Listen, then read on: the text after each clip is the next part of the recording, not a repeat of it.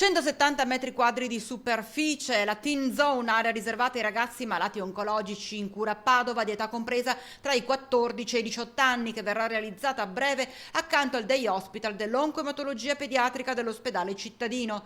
Teen for Children ha progettato e finanziato, in accordo con l'azienda ospedaliera di Padova, la struttura supportata economicamente dai privati. Un'oasi, tutta ecologica, richiesta a gran voce dagli stessi interessati, i pazienti in età adolescenziale, che toccano il 33% dei minori in cura al reparto, circa 350 persone. Vedrà un'area scuola, perché per loro è molto importante, frequentano tutte le scuole superiori, quindi è molto importante l'area scuola. Poi ci sarà un'area fitness, quindi una parete attrezzata con Kinesis, quindi se vogliono possono anche sgranchirsi un pochino. Poi ci sarà un'area relax, e lì potranno guardare un film in compagnia e commentarlo o ascoltare della buona musica.